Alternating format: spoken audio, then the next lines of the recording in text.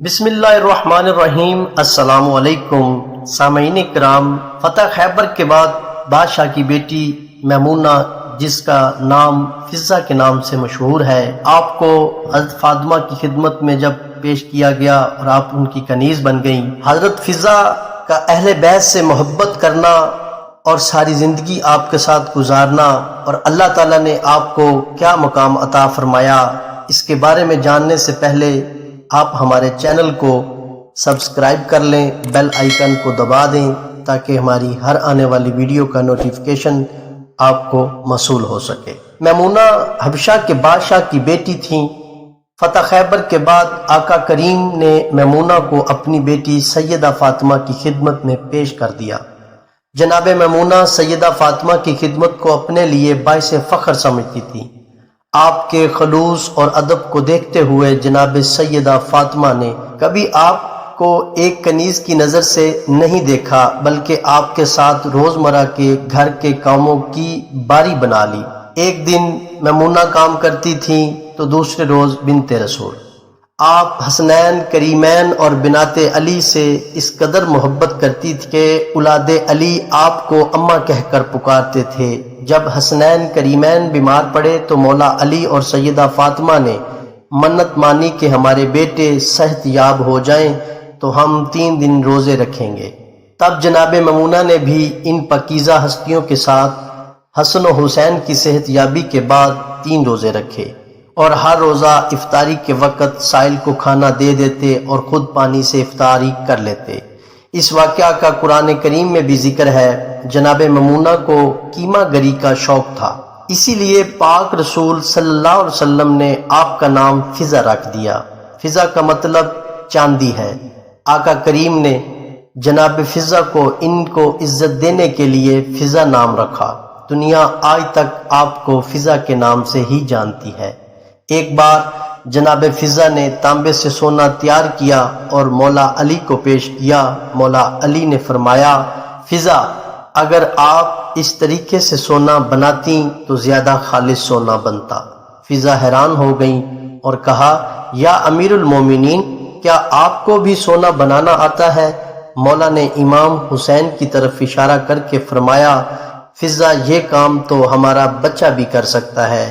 ہم چاہیں تو حکم خدا سے زمین کو سونے میں بدل ڈالیں، مگر ہم اس لیے خلق نہیں کیے گئے۔ صحبت جناب فاطمہ کا یہ اثر تھا کہ جناب فضہ قرآن کریم کو اتنا یاد کر چکی تھیں کہ 20 سال آپ نے ہر بات کا جواب قرآنی آیات سے دیا۔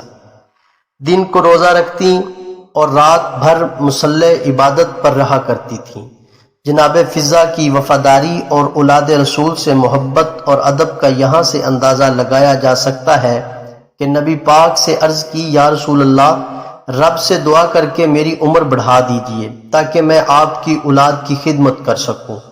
پاک رسول اللہ صلی اللہ علیہ وسلم کے بعد جناب سیدہ پہ آنے والے مصائب میں بی بی فضہ شامل رہیں۔ آپ کی شہادت کے بعد جناب زینب بنت علی کی خدمت میں حاضر ہو گئیں۔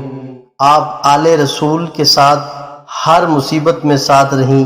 مدینہ سے کربلا روانگی کے وقت بھی ساتھ رہیں۔ کربلا کے شدید مصائب میں بھی آپ نے جناب زینب کو ایک ماں بن کر سہارا دیا۔ امام حسین آپ کا اتنا ادب کرتے تھے کہ وقت رخصت امام حسین نے الگ سے جناب فضہ سے ملاقات کی اور ایک بیٹے کی طرح ان سے رخصت مانگی۔ جناب فضہ آل رسول کے ساتھ قید ہو کر کوفہ شام لائی گئیں۔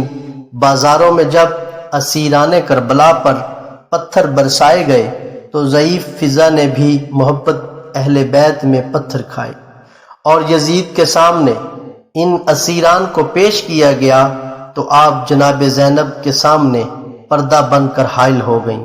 ایک عالم دین سے سنا ہے کہ جناب زینب کی شہادت کے بعد آپ کئی سال تک سیدہ زینب کی قبر پر مجاور بن کر بیٹھی رہیں۔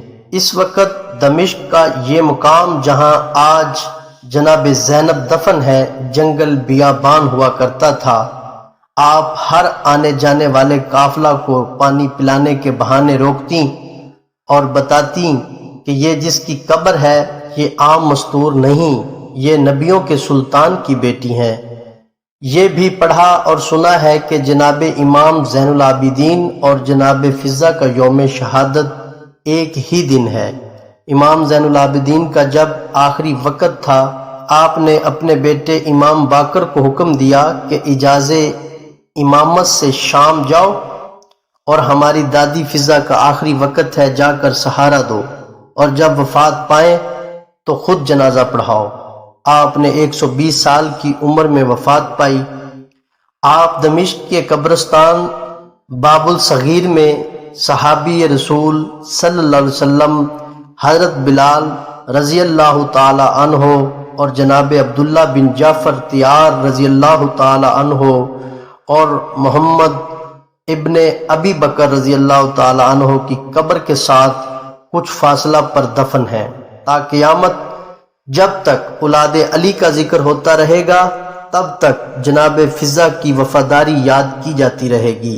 اور کریمی دیکھیں نبی پاک کی بیٹیوں کی کہ اپنی کنیز کو نہ صرف اپنی ماں بنایا بلکہ فضہ سلام اللہ علیہا کر دیا۔